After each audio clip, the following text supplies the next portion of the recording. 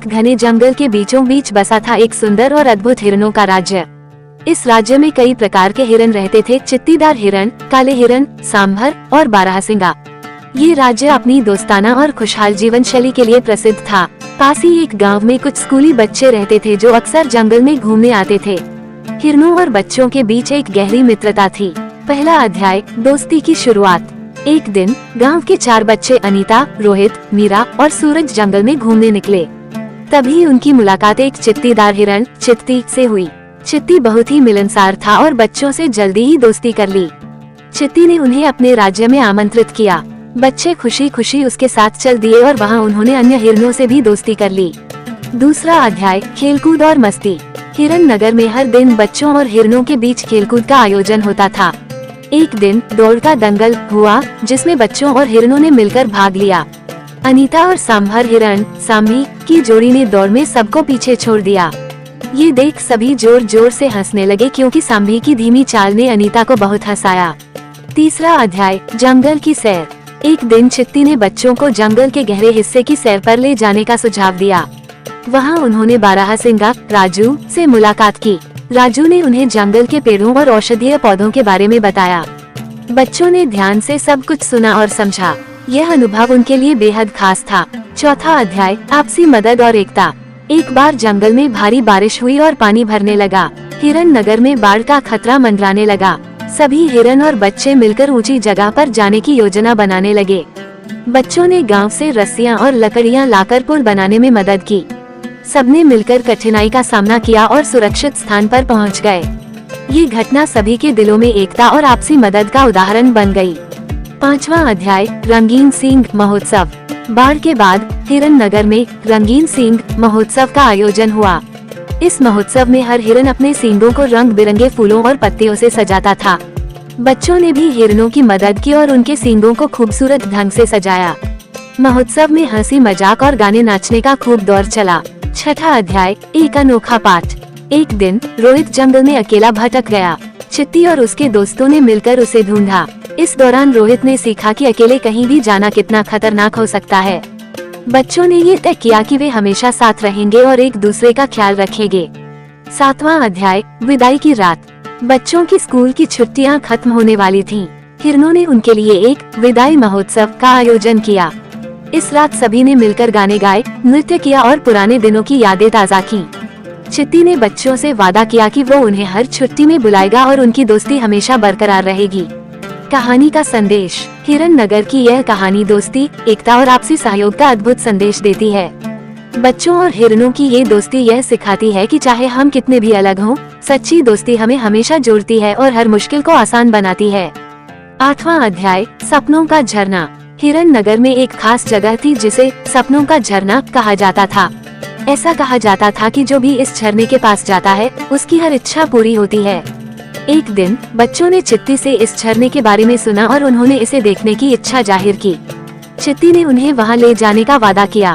सभी बच्चे और हिरण झरने की ओर चल पड़े।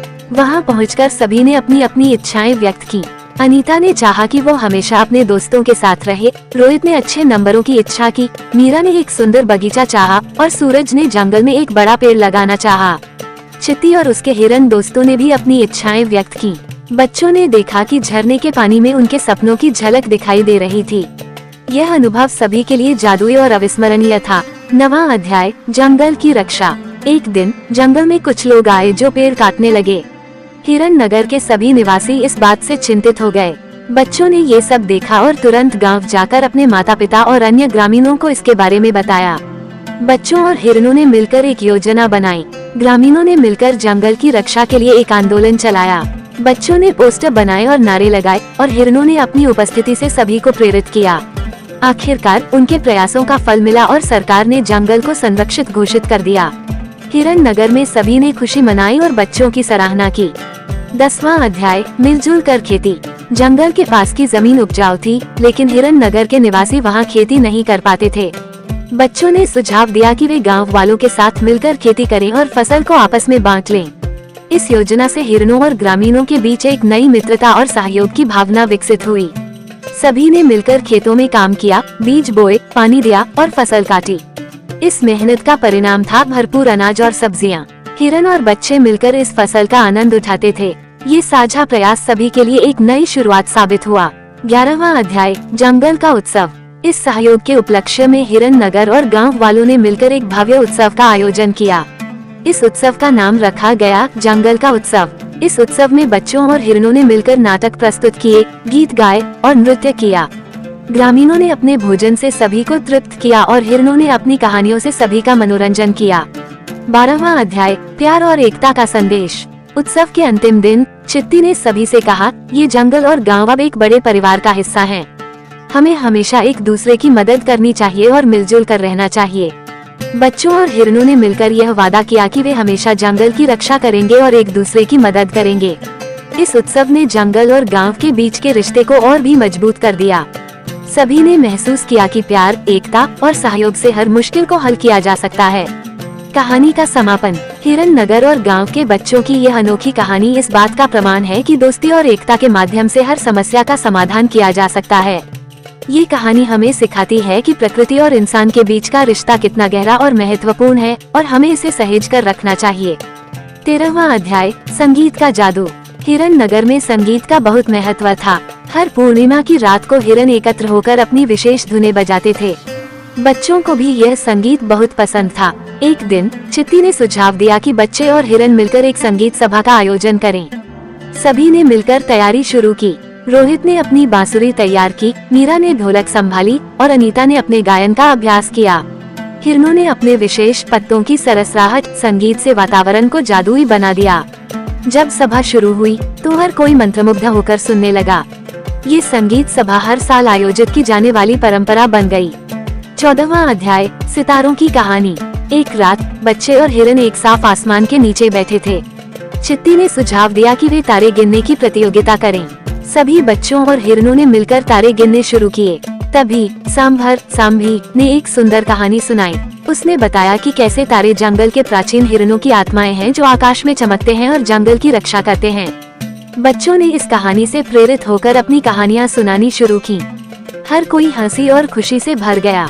ये रात सभी के लिए विशेष बन गई क्योंकि उन्होंने सितारों में अपने पूर्वजों और दोस्तों की कल्पना की। 15वां अध्याय, जंगल का स्कूल। हिरन नगर के बच्चे पढ़ने के लिए बहुत उत्सुक थे। उन्होंने बच्चों से उनके स्कूल के बारे में पूछा। बच्चों ने ये सुनकर हिरनों के लिए जंगल में ही एक छोटा सा स्कूल खोलने का प्रस्ताव रखा। वे हर शनिवार को जंगल में आकर हिरनों को पढ़ाने लगे। इस स्कूल में बच्चे हिरनों को गणित, विज्ञान और कहानियां सुनाते थे, जबकि हिरन बच्चों को जंगल के जीवन के बारे में सिखाते थे। यह अनोखा स्कूल बच्चों और हिरनों दोनों के लिए सीखने का अद्भुत अनुभव बन गया।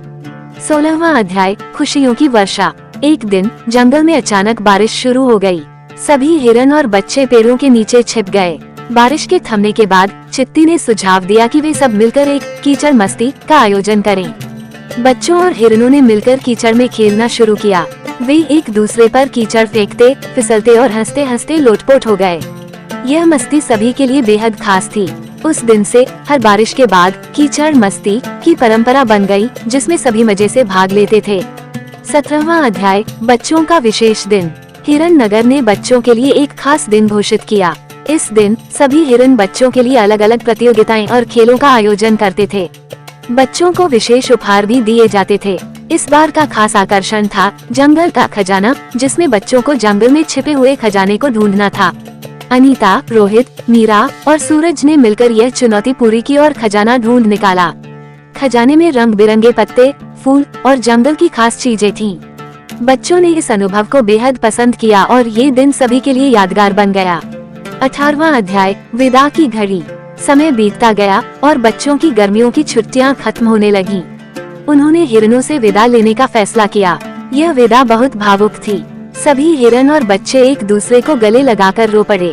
चित्ती ने बच्चों से वादा किया कि वे अगली छुट्टियों में फिर मिलेंगे। बच्चों ने भी वादा किया कि वे जंगल और हिरन नगर की सुरक्षा और संरक्षण के लिए हमेशा काम करेंगे। विदाई के इस पल ने सभी के दिलों में गहरी छाप छोड़ी। 19वां अध्याय, मिलन की खुशी। कुछ महीनों बाद बच्चों की छुट्टियां फिर से शुरू हुईं। वे तुरंत हिरन नगर पहुँचे। हिरनों ने खुशी खुशी उनका स्वागत किया। इस बार बच्चों ने हिरनों के लिए नई कहानियां और खेल लेकर आए। चित्ती ने भी जंगल की नई घटनाओं के बारे में बताया। इस पुनर्मिलन ने सभी के दिलों को खुशी और प्यार से भर दिया। बच्चों और हिरणों की यह मित्रता हर बार नई ऊंचाइयों पर पहुंचती रही। कहानी का अंतिम संदेश। हिरन नगर की यह कहानी हमें सिखाती है कि प्रकृति के साथ हमारा रिश्ता कितना खास और महत्वपूर्ण है। ये कहानी दोस्ती, एकता और आपसी सहयोग का अद्भुत उदाहरण है। हमें प्रकृति और अपने दोस्तों की रक्षा करनी चाहिए और मिलजुल कर हर मुश्किल का सामना करना चाहिए। अंत में यही सच्ची खुशी है, एकता में, प्रेम में और सहयोग में।